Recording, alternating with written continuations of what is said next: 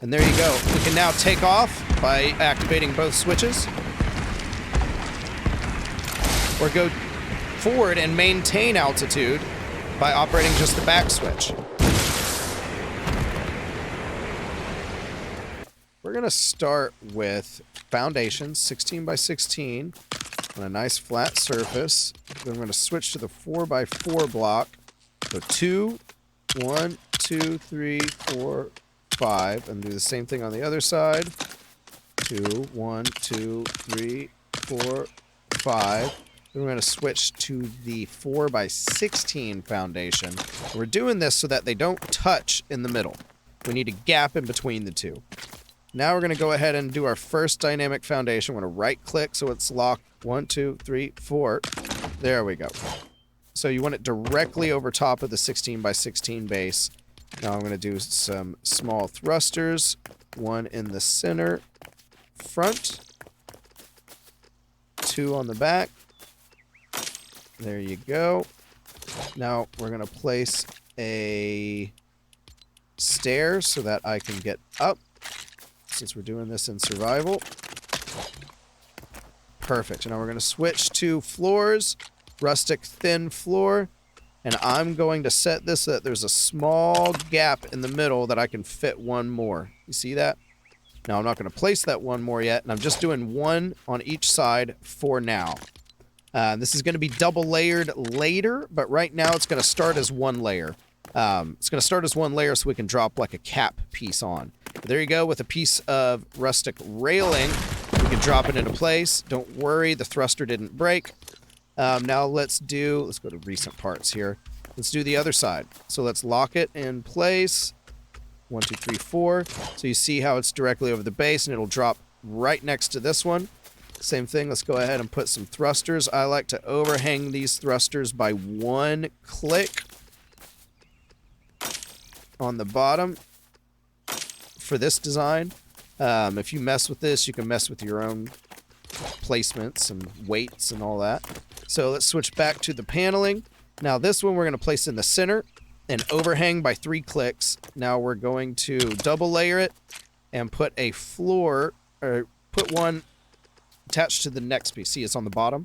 Now we're going to switch to railing. This is our steering wheel.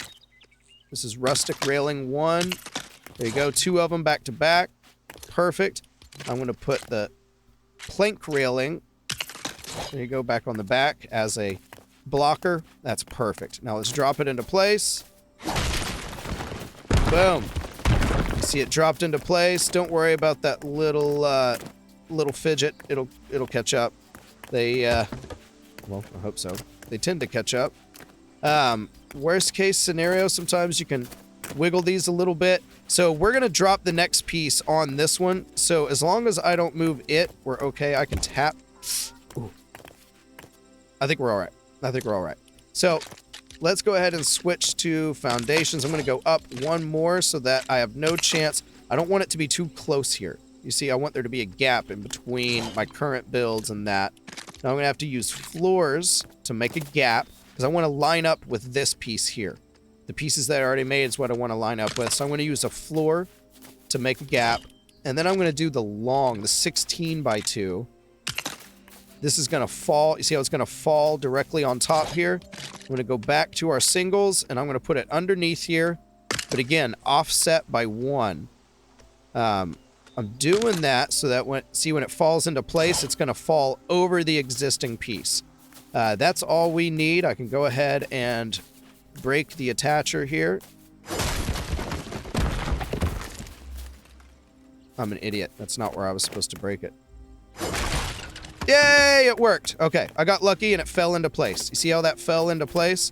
And I am going to place this long piece here. And this will...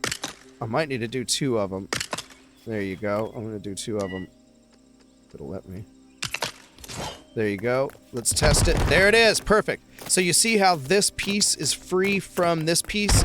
So we can now push it independently. That means we did it. So let's go ahead and put some wheels on. So we re-glued, see, we glued our top piece to the other pieces. So we did 3 drops total. Let's put our small wheels on. There we go. Perfect. Let's break it out of its shell here. Perfect. All right. Make a little space for it. Move that thing out of the way. Okay, so that's basically it. All we need to do now is balloons and switches, and this thing's ready. So I'm going to do...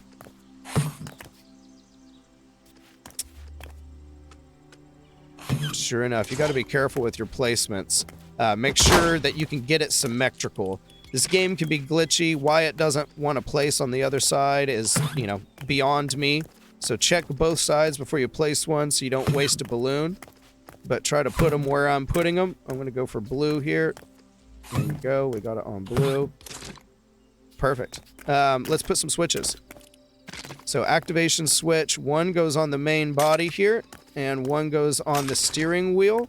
And there you go. We can now take off by activating both switches.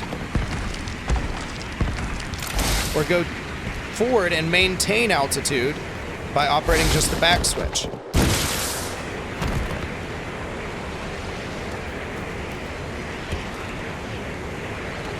And if I want to turn, I'm going to feather the front switch so I stop my momentum, and now I can turn by pushing on the steering wheel. Once I'm done turning, I put the booster back on. If I need to go up higher, tap it again. It's starting to rain, so let's go land. It's time to land. Let's feather the front. Let's turn it. Perfect. And you could always do soft propulsion. You could just push if you want. You don't have to use the jets, technically. But let's go ahead and fire it forward here, and you could stop anytime by feathering the front. Let's do a little steer here. There you go. Now it's gonna sink down. And we'll hop off. Let's feather and stop. I'm gonna stop exactly here. All right, the rain stopped. Beautiful. Just a quick little storm there. Wait for it to settle down. So you could always calibrate your build to add weight or add balloons to change the visual aesthetic or have it rest at a different height. You see how it's not quite going all the way down to sea level here. We're a little bit above sea level, so you could make like a docking station or something similar. Or I could add weight to this. But be careful adding weight. I'm going to show you an example. Because this is what happens if you glue the two pieces together. If you place a piece too close, you'll glue the two pieces together, which will break all of the toys on piece number 2. So I think a piece right here would do it. There it goes. It's now all one piece, and that broke our device. So don't do that. Now, good news is that breaking that piece should disconnect them. See, it was a gluing piece. That was a gluing piece, but I did lose my toys. So if your switch is activating all of the rockets, that's what happened. But see, now I'm in trouble because how am I going to place the rockets underneath again? So make sure you don't glue them together, and then stuff like that happens. You got to make sure and keep it nice and balanced or you're going to have issues. So good luck. Give me a hug. I hope you enjoyed. Thank you.